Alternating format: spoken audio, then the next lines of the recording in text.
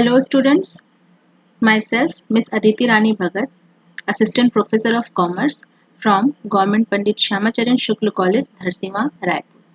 आज मैं आपके सामने बीकॉम पार्ट 2, बीकॉम भाग 2 के एक महत्वपूर्ण विषय बिजनेस स्टैटिस्टिक्स यानी कि व्यावसायिक सांख्यिकी, जो कि आपके ग्रुप 3 का प्रथम प्रश्न पत्र है, फर्स्ट पेपर है, कि प्रथम इकाई से introduction part statistics as a subject को समझाने वाली हूँ। तो introduction to statistics as a subject अर्थात सांख्यिकी का परिचय एक विषय के रूप में, ये हमारा पहला लेक्चर होगा, जिसमें हम स्टैटिस्टिक्स का इंट्रोडक्शन, कैरेक्टरिस्टिक्स एंड नेचर अर्थात सांख्यिकी का परिचय, विशेषता, प्रकृति के बारे में समझेंगे। देखते हैं। देखिए, स्टैटिस्टिक्स को समझने से पहले हम देखेंगे कि ये स्टैटिस्टिक्स शब्द का उद्भव कैसे हुआ या किससे हुआ। तो अंग्रेजी का स्टैटिस्टिक्स शब्द, इंग्लिश का स्टैटिस्टिक्स वर्ड, लैटिन के स्टैटस, जर्मन के स्टैटिस्टिक तथा इटालियन के स्टैटिस्टा से मिलकर बना है, ऐसा मान्यता है। किसी एक शब्द से इसको समझाना इसलिए सरल नहीं है क्योंकि इसके बहुत व्यापक अर्थ है। देखिए, नीचे इस तरीके से समझाया गया है कि स्टैटिस्टिक शब्द का प्रयोग 3 अर्थों में किया जाता है। 3 अर्थों में किया जाता है एक ही शब्द का प्रयोग। क्या है वे? समंक, सांख्यिकी और प्रतिदर्श। जिसका अंग्रेजी आप देखेंगे तो स्टैटिस्टिक्स, स्टैटिस्टिक्स और स्टैटिस्टिक, जहाँ की समंक को कहा गया है स्टैटिस्टिक्स, या किस रूप में देखा जाता है? सांख्यिकी समंक, स्टैटिस्टिकल डेटा यानी आंकड़े। दूसरा कहा गया है सांख्यिकी विधियां या सांख्यिकी विज्ञान, जिसमें रीतियां आती हैं, विभिन्न प्रक्रिया आती है, ये भी स्टैटिस्टिक्स है। फिर कहा गया है प्रतिदर्श, उसको स्टैटिस्टिक बोला गया है, जिसका बहुवचन जो है वो स्टैटिस्टिक्स ही है। क्या होता है प्रतिदर्श? प्रतिदर्श मतलब सैंपल, नमूना। तो ये 3 अलग अलग उपयोगिता है, या हम कह सकते हैं इसका क्षेत्र है या इसका फील्ड है काम करने का, किंतु शब्द जो है वो स्टैटिस्टिक्स ही माना जाता है। और स्पष्ट करने के लिए हम आगे देखते हैं। देखिए, जो सांख्यिकी है या स्टैटिस्टिक्स है, उसको 2 तरीके से समझा जा सकता है, या 2 पहलुओं में इसका प्रसार है। एक है एक वचन। एक वचन में क्या कहा गया है? एक वचन में इसे एक विषय के रूप में, एक विज्ञान के रूप में लिया गया है। विज्ञान जिसमें की रीतियां होती हैं, उन रीतियों का उचित अध्ययन करना, उनमें दी गई सिद्धांतों के आधार पे प्रक्रिया को अपनाना या किसी विधि को अपनाना, समंकों के संग्रहण, विश्लेषण, निर्वचन इत्यादि का जो विज्ञान होता है, एक विषय के रूप में यदि हम देखें तो वो एक वचन है सांख्यिकी। वही यदि हम बहुवचन में देखें तो ये एक संख्यात्मक समंक के रूप में हम यदि देखते हैं तो कहलाता है ये बहुवचन के रूप में सांख्यिकी। जैसे राष्ट्रीय आय, जनगणना के आंकड़े और कृषि के आंकड़े, दुर्घटना, आर्थिक आंकड़े इत्यादि, इनको हम किस में देखते हैं? संख्यात्मक रूप में देखते हैं। तो यदि हम विषय में देखते हैं तो एक वचन के रूप में सांख्यिकी हो गया, और यदि हम संख्यात्मक समंकों के रूप में देखते हैं, महत्व जो है समंक को दिया गया है, तो वो बहुवचन सांख्यिकी को हम समझ सकेंगे। देखिए, टेट क्या कहते हैं? टेट के अनुसार, by Tate, you compute statistics by statistics from statistics. बहुत अच्छे शब्दों में इन्होंने कहा है। देखिए, यहाँ पे तीनों जगह में आपको क्या नजर आएगा? स्टैटिस्टिक्स, स्टैटिस्टिक्स और स्टैटिस्टिक्स। हो भी रहा है स्टैटिस्टिक्स के लिए, किसके द्वारा हो रहा है? स्टैटिस्टिक्स के द्वारा ही हो रहा है। और किसके लिए हो रहा है? स्टैटिस्टिक्स के लिए। इसको और स्पष्ट कैसे कर सकते हैं? आप समंकों से फ्रॉम स्टैटिस्टिक्स, सांख्यिकीय विधियों द्वारा बाय स्टैटिस्टिक्स, सांख्यिकीय माप या प्रतिदर्श की संगणना करते हैं। You compute statistics. ये है विधियां, ये है समंक और ये है प्रतिदर्श। तो वो 3 जो हमने अर्थ देखे थे वो इसमें समाहित नजर आ रहा है, और तीनों की तीनों का शब्द क्या है? एक ही है, स्टैटिस्टिक्स। अगर कंफ्यूजन हो रहा है तो हम आगे इसके लक्षण देखते हैं, धीरे धीरे चीजें समझ में आने लगेंगी। देखिए, ये है इसकी परिभाषा। अच्छा, परिभाषाओं से और स्पष्ट हो जाएगा। ये परिभाषाएं सामान्यतः कौन देता है? विद्वान देते हैं, जिन्होंने इस क्षेत्र में गहन अध्ययन किया है, शोध किया है, वे विद्वान हमको परिभाषाएं देते हैं। उनके द्वारा कही गई बातों के आधार पर हम उसके अर्थ या निष्कर्ष तक पहुंचते हैं। तो देखिए, डॉक्टर बाउले के अनुसार क्या है? सांख्यिकी गणना का विज्ञान है। अब हम इसको किसके अंतर्गत पढ़ रहे हैं? संकीर्ण परिभाषाओं के अंतर्गत। संकीर्ण मतलब जो नैरो होते हैं, जो कम होते हैं, सीमित होते हैं, ज्यादा उसमें व्याख्या नहीं होती, तो इसको कहते हैं गणना का विज्ञान, बस कहते हैं। तो क्या ये इतना सही है सांख्यिकी? भाई ये अनुमान का भी विज्ञान है। दूसरा देखते हैं, सांख्यिकी को सही अर्थ में औसतों का विज्ञान कहा जाता है। तो क्या केवल इसमें औसत है? इसमें और भी माप होते हैं, केवल औसत से ही गणना नहीं की जाती। सांख्यिकी वह विज्ञान है जो सामाजिक व्यवस्था को संपूर्ण मानकर सभी रूपों में उसका मापन करती है। तो क्या केवल सामाजिक व्यवस्था को बस देखा जाता है? सामाजिक क्रियाओं को इसमें देखिए छोड़ दिया गया है। तो क्या नजर आ रहा है? ये संकीर्ण परिभाषाएं हैं, इसमें बातें सही कही गई हैं, किंतु पूर्ण नहीं कही गई है।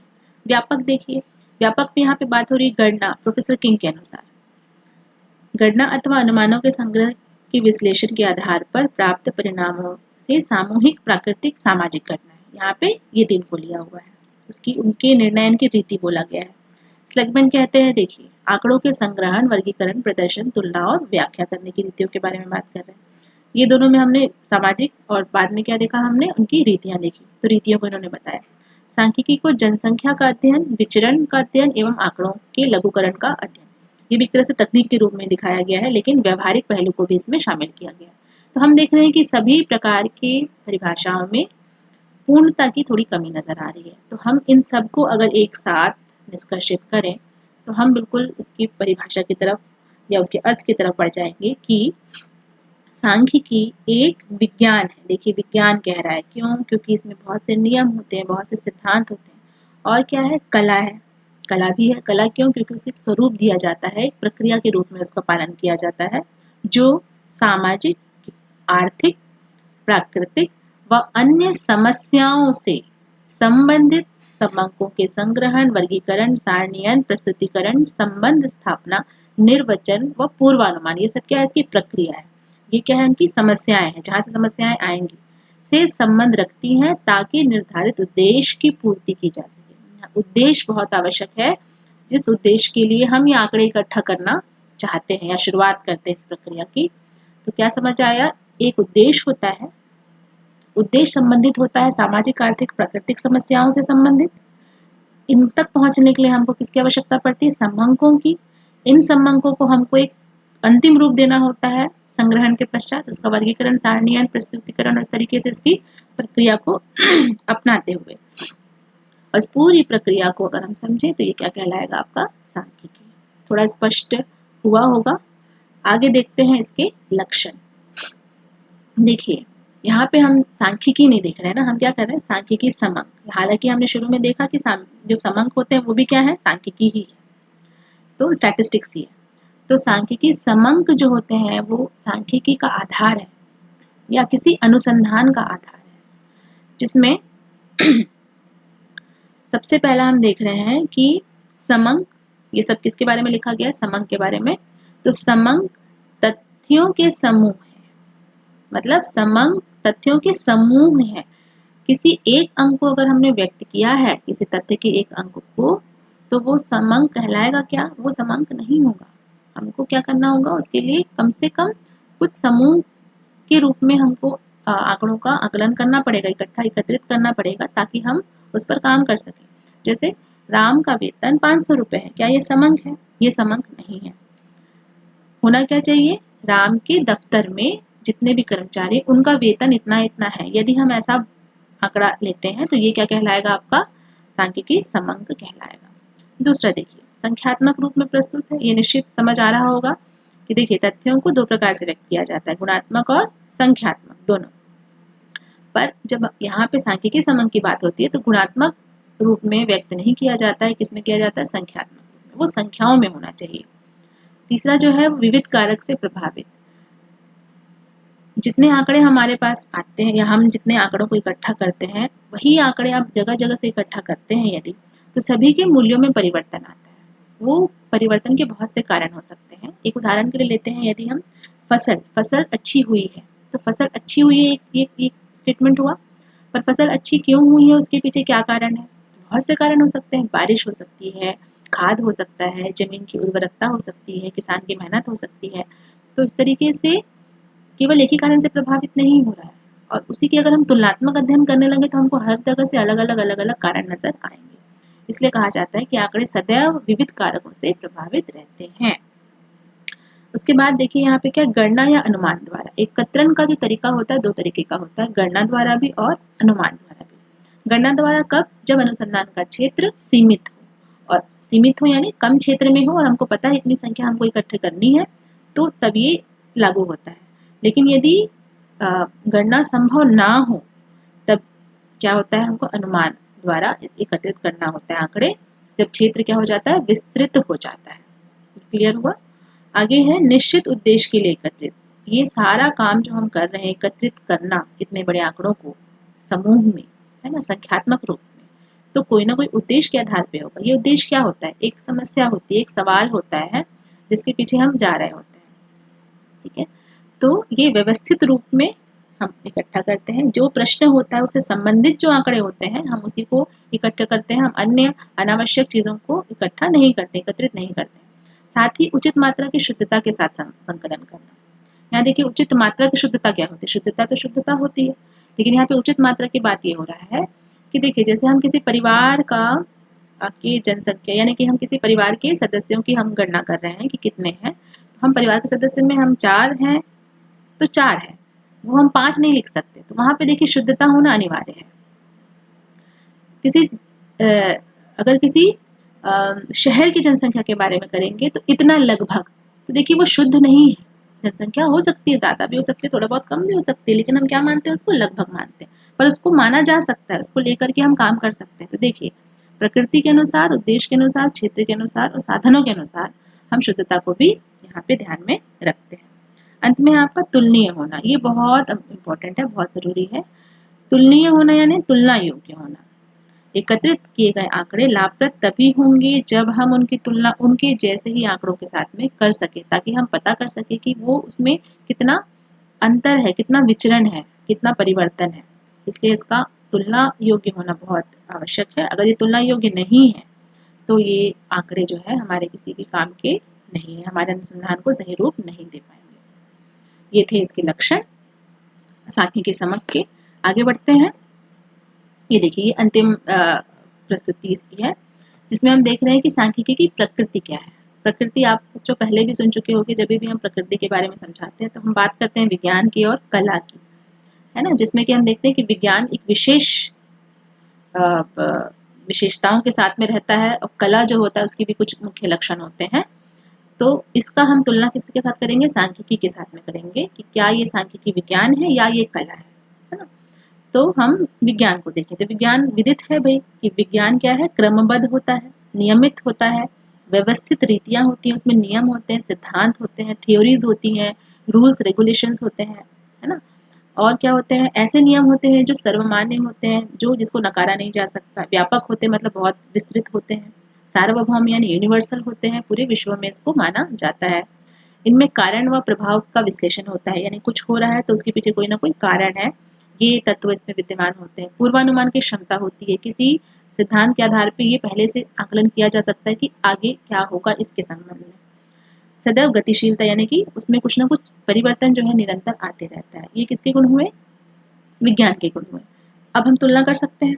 तुलना किसकी करेंगे हम? सांख्यिकी की। किसके साथ? विज्ञान के साथ।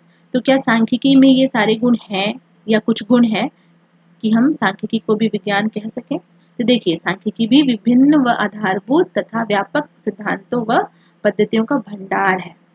जब हम पूरे अनुसंधान की प्रक्रिया को अपनाते हैं तो बहुत से नियमों का यहाँ पे लागू होना अनिवार्य हो जाता है, और ये नियम पहले से बने हुए हैं सांख्यिकी में विज्ञान की तरह। ठीक है, तो दूसरा देखिए, ज्ञान का क्रमबद्ध समूह। क्रमबद्ध मतलब सिस्टमैटिक नॉलेज है, सिस्टमैटिक मतलब प्रयोग किया हुआ ज्ञान है, जो कि क्रमबद्ध रूप से, देखा है हमने भी सांख्यिकी में रीतियां बहुत है, रीतियां जो है क्रमबद्ध तरीके से है, पहले डेटा कलेक्शन करना है, उसके बाद में उसके आगे की प्रक्रिया भी है, तो ये क्रमबद्ध है। इसकी उपयोगिता सारे संसार में है, ये तो चलिए समझ में आ रहा है। पूर्वानुमान इसकी मुख्य रीतियों में से एक है। बिना पूर्वानुमान के सांख्यिकी थोड़ी सी अधूरी हो जाएगी, उसको पूरा करना संभव नहीं होगा। यह निरंतर प्रगतिशील है। देखिए यहाँ पे हमको गतिशीलता की आवश्यकता थी, कि प्रगतिशील है, इसमें निरंतर कुछ ना कुछ परिवर्तन आता रहता है और ये होता रहता है, ये निरंतर चलने वाली प्रक्रिया है। तो लगभग लग रहा है कि ये सांख्यिकी जो है वो विज्ञान के रूप में हम देख सकते हैं। हालांकि विद्वानों का मत है कि सांख्यिकी विज्ञान नहीं है, बल्कि एक वैज्ञानिक प्रक्रिया है। फिर भी अधिकतर जो मत है वो किसकी तरफ जाते हैं कि सांख्यिकी क्या है, एक विज्ञान है। अब देखते हैं कला। कला क्या होता है? इसके बनाए हुए नियम को जो चला सके वो कला है ना। विज्ञान के बनाए हुए नियम को जो मूर्त रूप दे वो क्या है? कला है। ये बताता है क्या करना है, ये बताता है कैसे करना है, कैसे किस प्रकार से इसको सही तरीके से लक्ष्य तक पहुंचाया जा सकता है। तो देखिए क्रियाएं जिनकी सहायता से हम अभिष्ट परिणाम तक पहुंचते हैं, जो हम चाहते हैं उस परिणाम तक हम पहुंचते हैं, ये कला है। इसमें वर्णन के साथ साथ निर्धारित लक्ष्य तक पहुंचने का उपाय भी होता है। साथ ही इसको साधने के लिए विशेष ज्ञान, अनुभव, प्रैक्टिस, एक्सपीरियंस की आवश्यकता होती है, आत्म संयम की जरूरत होती है। इसको धीरे धीरे करके इसको साधा जाता है। तो क्या हमको सांख्यिकी में भी ऐसा करना होता है? जी बिल्कुल करना होता है, क्योंकि सांख्यिकी एक ऐसी प्रक्रिया है जिसके लिए प्रॉपर नॉलेज, ज्ञान, अनुभव, विश्लेषण क्षमता, तर्क शक्ति, सोच, इसकी आवश्यकता होती है। सारे गुण जिसमें एक व्यक्ति कलात्मक हो जाता है। देखिए सांख्यिकी हमें बताती है कि समस्याओं के अध्ययन करने एवं उनके समाधान हेतु सांख्यिकी नियमों एवं सिद्धांतों का उपयोग किस प्रकार से किया जाए। सारी प्रक्रियाओं को किस तरीके से करना है ये पूरे नियम बताती है, और किस तरीके से करना है ये सारा सिस्टम जो है वो सांख्यिकी में विद्यमान है। किस प्रकार से रीतियों का, सूत्रों का प्रयोग करना है, ये भी हम सांख्यिकी में देखते हैं। और सांख्यिकी की जो मुख्य प्रक्रिया जिसको हम अनुसंधान कहते हैं, ये पूरी की पूरी प्रक्रिया ही अपने आप में कला है। तो ये निष्कर्ष निकलता है बच्चों कि सांख्यिकी क्या है? विज्ञान व कला दोनों है। इसके सैद्धांतिक व व्यवहारिक दोनों पहलू, ये लाइन बहुत इंपॉर्टेंट है, बहुत महत्वपूर्ण है, कि इसके सैद्धांतिक जिसमें नियम भरे हैं तथा व्यवहारिक जिसमें व्यवहारिक यानी प्रायोगिक, प्रैक्टिकल अप्रोच है, दोनों पहलू हैं। इसका प्रयोग ज्ञान प्राप्त करने के साथ साथ तथ्यों को समझने तथा उनसे महत्वपूर्ण निष्कर्ष निकालने के उद्देश्य से भी किया जाता है, जो भविष्य में आर्थिक तथा सामाजिक उन्नति का पथ प्रशस्त करते हैं। तो ये समझ में आया होगा, उम्मीद करती हूँ। और इसके बाद हम क्षेत्र को दूसरे लेक्चर में समझेंगे। Thank you.